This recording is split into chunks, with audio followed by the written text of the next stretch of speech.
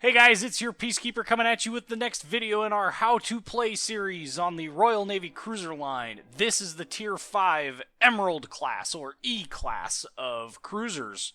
There were 3 ships planned in the E class, but only 2 of them were completed. The 2 that were completed were the HMS Emerald and the HMS Enterprise. The HMS Euphrates was the one that was planned, but was cancelled. They were ordered and built in 1918, but they were not commissioned until 1926.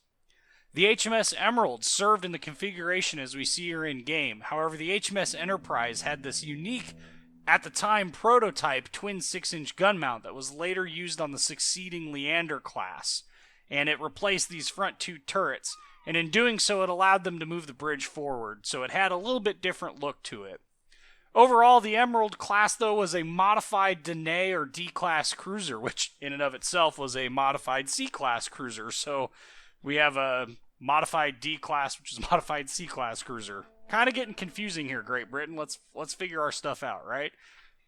Basically, they lengthened the Danaes, widened them, and then tweaked them to increase their overall speed over all of their factors. And it was the direct design to counter the high-speed German cruisers that were rumored to be coming out at the time. The unique funnel configuration that we see here is a direct result of the desire to store ammo for the middle turrets between the 2 sets of middle turrets. And as a result, they had to move the boiler rooms on this ship, and that forced them to move the funnel. So that's why it's got this really unique funnel configuration that we see in game.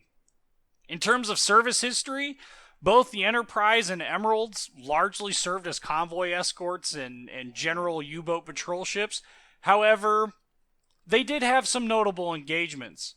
Both provided shelling support for the Normandy landings. The HMS Emerald was at Gold Beach and the HMS Enterprise at Utah Beach. HMS Enterprise served in Task Force H, which was the naval task force that engaged the Nazi-controlled French fleet at Mers el-Kabir, and she participated in a naval battle against the well-armored German destroyers and torpedo boats in the Bay of Biscay. In terms of their in-game performance, though, a lot of people get very frustrated with this ship, and I think a large part of the reason for that is the fact that the ship is one of the last ships that you can play that has this, I'm going to call it an awkward gun configuration, where we have all these guns scattered about the whole of the ship. And I think that frustrates a lot of people.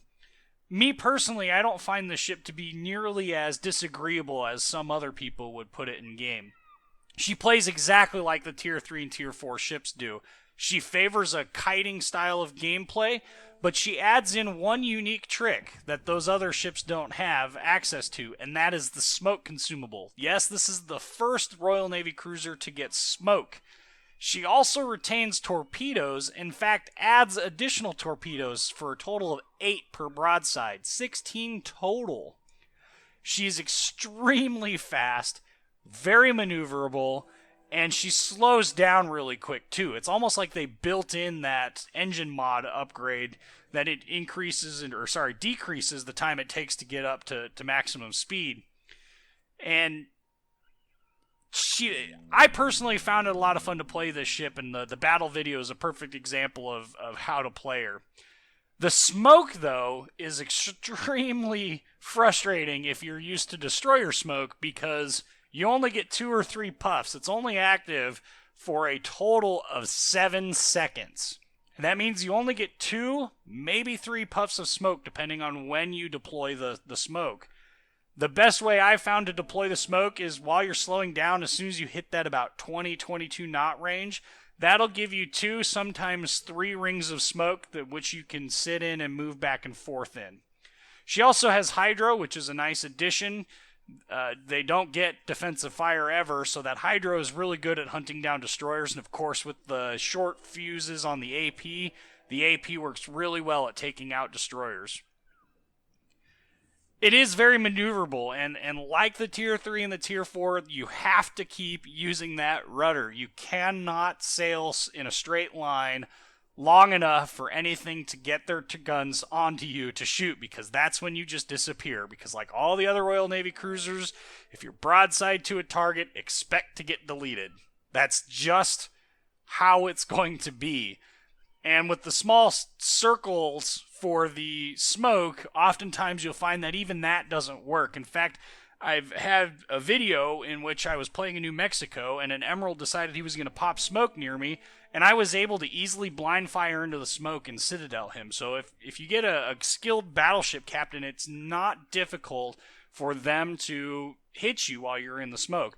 The upside to this is that you do have usable torpedoes, you do have usable guns, and you are very maneuverable. So long as you keep maneuvering and people don't focus you down, you're really quite a capable ship. And I like I said, I don't find this ship nearly as frustrating as what the reviews on it would say. Let's cover the stats. She has 27,100 hit points, next to no armor. Her main battery consists of 7 6-inch guns.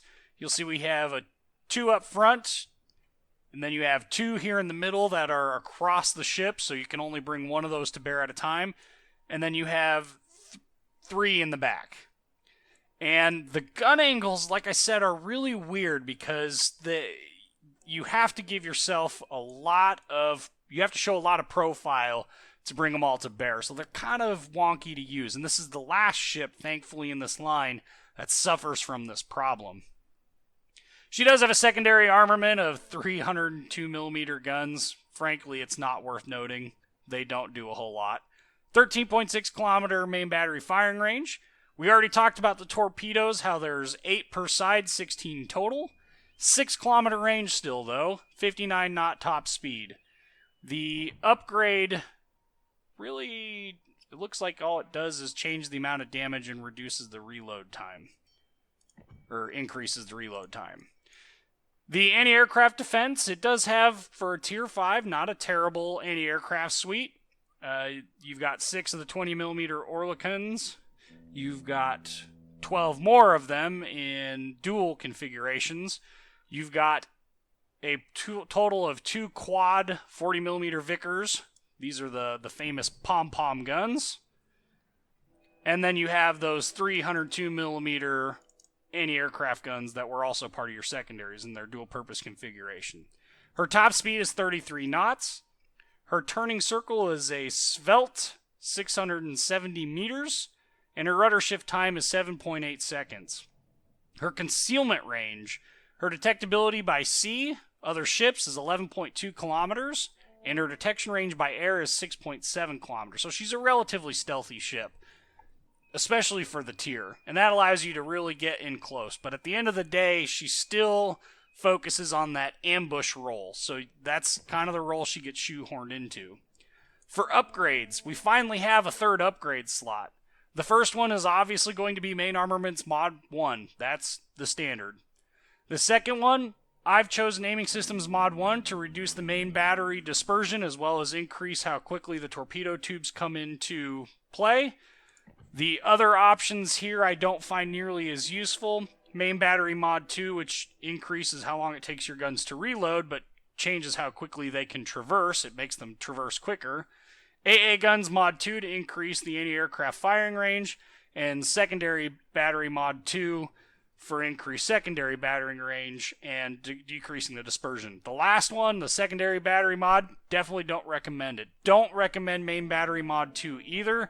AA Guns Mod 2, I could see how that would play into there, but frankly, I think Aiming Systems Mod 1 is going to be the choice. And then obviously this last one, as we talked in previous videos, I've chosen Damage Control Systems Mod 1. Propulsion Mod 1 is also another viable tactic, as well as Steering Gears Mod 1. None of these are really a bad choice because these ships frequently lose their modules. So no bad choices there for modules. So don't feel like you have to choose one or the other. I've just chosen Damage Control Systems Mod 1 because I find myself using premium consumables all the time, and the repair is almost always up, so I don't have to worry too much about that. Overall, like I said, plays like the Tier 3, Tier 4, got to do a lot of kiting, lots of rudder input. You've got smoke to play with. It's more offensive than it is defensive because it only deploys for 7 seconds. You only get the 2 or 3 circles for which you can play in, and that's not enough to run from something in it. I mean, I guess if you were about to break behind an island and you get detected right away, situationally, of course. But let's go to the battle video. This is actually quite an interesting battle video. Alright, so this is a 77,000 damage game. And if I remember correctly, it's just a tier 5 fight, which is a perfect opportunity for the ship to really shine. Here's the teams. Well, they'll load. For some odd reason, I've been having a lot of problems with this game not loading in the screen very quickly. Okay, so it's predominantly a tier 5 fight. However, you could almost say this is like a tier 5 light. Low battleship count, lots of cruisers, a lot of Royal Navy cruisers. This was done around Halloween time, so Royal Navy cruisers had been out plenty of time, and this isn't an issue of, well, peace, you're playing right after these ships were released, and so everybody's all full potato on it. Now, you'll note at the beginning of this, we agree to go to A and B. And so in order for A, B to work on the Solomon Islands, the team that's in the north has to cap B. There is no argument on this at all. If the team up north doesn't capture B, forget it. We'll never succeed in this map. And you'll see here that this goes horribly wrong. It just all of a sudden decides that they are uninterested in anything resembling a plan. You can see the guys in the north, we already have 2 ships going to C. We've got a DD that looks like he's going to B. I'm headed down to A with, it looks like, 2 battleships. Who knows where these other cruisers are going to go. And, well, it's just, this battle starts off really wrong. There's no other way to really put that. I end up coming down to A and taking some big hits, and I almost stopped recording, but I'm glad I didn't, because this match is 77,000 damage, but it's a perfect example of how to use the smoke. We use up all of our charges on our smoke, all 4 of them, if I remember correctly, and we get a Kraken out of the ordeal in 77,000 damage. So bear with me as we get there. You'll also get to see that tail wagging. Again, you know, this is the 3rd video where I have expressed the need for people to do that. And, okay, so now we can see kind of how the game is developing here. It looks like it's going to be myself, a battleship or 2, a couple cruisers. Some of the guys went to C, some of the guys went to B from up north. I don't know what they're doing. Looks like our DD is capping B, though. That's a good sign. We're coming down here to A, and this is not the right thing to do. I'm gambling on the fact that most of the time the southern team goes BC, and that ends up not being the case. So we can see that they're already capping. We've got our guns set. We've popped our hydro to anticipate any torpedoes or catch any destroyers, and there an Izyaslav pops up. So let's go ahead and take some shots at him. He pops smoke right away. We take 2,280 hit points off of him, and he starts 2 fires in 1 salvo. How is this not the most brokenly OP ship ever? I don't know. But anyway, you can see we take a lot of damage. We're going to repair that fire. We're going to use our heal. We're turning away from this. We're going to minimize our profile that they can hit us and maximize the ability of the armor, what little armor is on this ship, to bounce shells. And we're going to try and shoot at this other Danae that's over here. I was really hoping some of those torpedoes would find a home, but you can see here just dodging the ever-living crap out of stuff. But we've got incoming big shells, and we'll see it here in a minute. And taking some hits there. Wyoming gets a Citadel hit off, and 9,300 hit points just vaporized. And the only way out of this situation that I see, all we have down here that's in gun range to hit is a Danae, which is an absolute, it's like this ship. It's not a good ship to have out front. They've got a heavy concentration of battleships and cruisers, so we've popped our smoke. You'll see I slowed down to 22 knots before popping that smoke. Now I'm looking for targets. Unfortunately, we lose the spotting, and I'm not in a rush to get out of this smoke. I am waiting until the situation kind of calms down and resolves itself a little bit. Because as you can see, they've given up trying to shoot at me, which is a good thing because they have next to no hit points. Only 4,063. But you can also see my secondaries are oddly going off. Those 3 4-inch guns are just popping away. Really don't know why that is, but, well, whatever. We're going to burn up yet another heal. They got a Dene over there. Let's see if we can get some damage out on him. Okay, 2,000. And he gets deleted. Good job. We're going to launch some torpedoes at this Kaiser here. Unfortunately, the ship hull of the Dene kind of gets in the way of the torpedo salvo I wanted to launch, but... well, that ain't going to sink, so we'll just launch a couple more that way in case he goes that way. We've dumped the entire torpedo complement on that one side. And because we're well within my detection range, as soon as I have a good solid shot, I just go ahead and take it and try and help my team as much as I can with doing damage to this Kaiser. Now he's bow on, so we're not going to do a whole lot of damage by aiming at the hull of the ship. We want to aim up so that the shots hit what little superstructure is there. None of those torpedoes find a home, unfortunately. He's now turned broadside to us, and we can do a little bit more damage to him, which is exactly what I want. And you can see just the slow rate of fire and the level of frustration as we're racking up 1,000 damage at a time here in 500 damage increments. And I don't know if I'm just out of the range of that Wyoming or what the story is, but he's not interested in killing me off just yet. So we'll keep on shooting at the Kaiser. I think something like that's almost started World War or something. Nah, I don't remember. Anyway, no, I'm just kidding. World War I was not started by someone trying to kill a Kaiser. But anyway, so we're going to keep shooting at him. And he's going to... oop, friendly fired. Sorry, Goodish. Didn't mean to do that to you. And, okay, so now we got a Kaiser down, and you can see there are 5 ships remaining in this match. Just 5. 2 battleships, 3 cruisers, to their 9.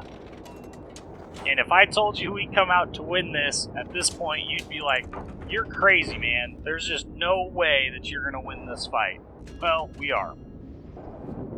So the next little trick that I'm going to do is we're gonna take a U.S. destroyer tactic that I'm quite fond of and sit behind the edge of this island here, at least until those cruisers up north decide to come down and play. And then we've got our smoke canister up that we can use to kind of maximize how much damage we can do. The downside to this is if I get spotted right now, I die because I am broadside. Okay, so I'm spotted. Pop our smoke. Wyoming doesn't get his guns turned in time before he loses it. None of the other cruisers were able to get a good solid bead on me. So now we can just sit here and 500 damage at a time on this Wyoming and pray that we can do enough damage and get him sunk. Oh, he's got very little hit points left. 3,000. Oh, take off another 500. Oh, okay, he's dead. So now we're going to traverse our guns to the exact opposite side. We've got a Furitaka, an Emerald, and a Dene. All 3 of these ships have very large citadels that are very easy to find. Obviously, the Royal Navy cruisers have that problem. One of the things I don't like about Royal Navy cruisers is they do not lose speed in a turn. In fact, they gain speed in a turn. That makes these tight maneuverings like this very difficult. And you'll see I'm holding fire for as long as possible because I don't want to get detected while I'm backing up because you're very vulnerable while doing that. I also have no idea what's on the other side of this island because our furthest ship isn't able to spot anything. Our furthest south ship isn't able to spot anything. As soon as I get detected, go ahead and we'll begin firing, and obviously this Emerald picks up that here I am. Salvo misses big time. His salvo, he gets 1 hit for 1,000 damage. That little tiny hit is 1,000 damage. I get a broken shell, the 1 hit that actually gets it. Once again, just wiggling and waggling, and man, something hits me hard. What was that? I don't know what it was, but we're getting low on hit points, and it ain't good. I think it was that Furutaka that actually did that. Certainly looks like it. Here he is shooting HE at me, and here I am broadside. I didn't quite get turned over, but you know what? He missed, so we're going to take advantage of that. We got ourselves a broadside emerald here, and this is just situational awareness. Okay, there's a citadel, 6,000 damage. He is still sailing broadside. Now he's dead. Rule number 1 of cruisers, don't sail broadside. Okay, what about this Danae? He ain't paying attention to me anymore. Ha! We stole that kill. Okay, well now that he's dead, what do we really have left? Well, we've got a Iziaslav and a Karlsruhe. We got all that crap coming up from our spawn. Oop. Sorry about that, buddy. We're going to launch the torpedoes that we have available on that side, and then we are going to get up here, and we are slowing down to pop smoke. Once again. We're up to 36,000 damage. 1 kill. 2 Citadel hits. And there goes our second kill. A destroyer down. And you can see I'm still taking incoming fire, and at this point I have almost written myself completely off. Like, there is just no way that these next couple of salvos, they aren't going to get a lucky hit and I'm going to end up dead. But the Danae gives up. The Furutaka gives up on trying to find me. So, fine. We'll go ahead and we'll shoot at them then. And at this point, they really are the threat. What's left of their fleet, they have a Texas up north, and they've got this cruiser that's running away. They just killed our Kirov, so we're down another cruiser. It is now 4v5. But I've got myself a broadside Furutaka, and that Karlsruhe is almost dead. Another Citadel hit, 4,485 damage. We're going to keep up the pain train. Aha! Our Emerald guy is back. He's sitting broadside. Yeah, that's a lesson that, you know, a little bit better aim, and I just don't think he would have survived. That's alright.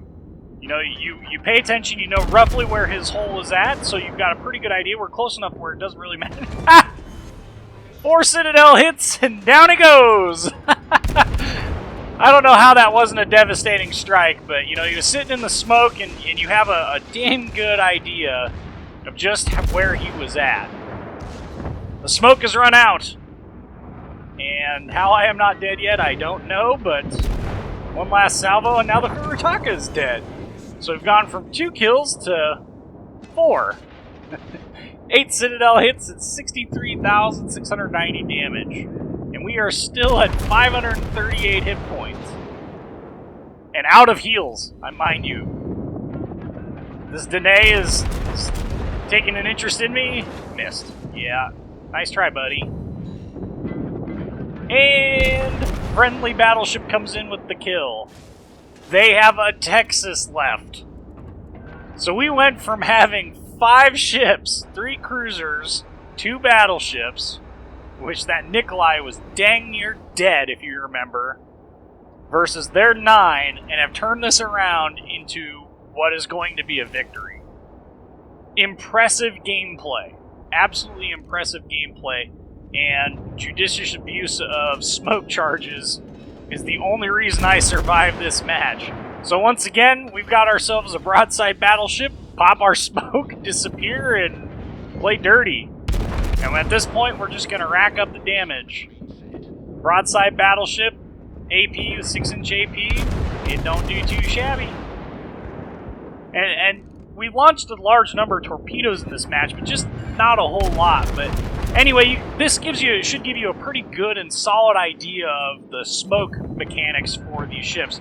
You only have 7 seconds of deployment. That only gives you 2 or 3 of the smoke circles to sit in. If you're not going 22 knots or slower, when you hit the button, you're not going to get stopped before you run out of the smoke circle, and you'll get detected and you'll get easily deleted. It's bad news, don't do it. And there's the final kill. That's a Kraken. 585 hit points for this whole match. 77,000 damage. You can see 10,000 experience. Base XP, 1,669. There's the secondaries, got 248 damage. Woo! Anyway, like I said in the first part of this video, the Emerald and I, we get along with each other. It's not a ship I absolutely hate like some people do. It is tricky to play well, but that's kind of the whole Royal Navy cruiser line. Anyway, I'm your Peacekeeper. Like, comment, subscribe, and thank you guys for watching.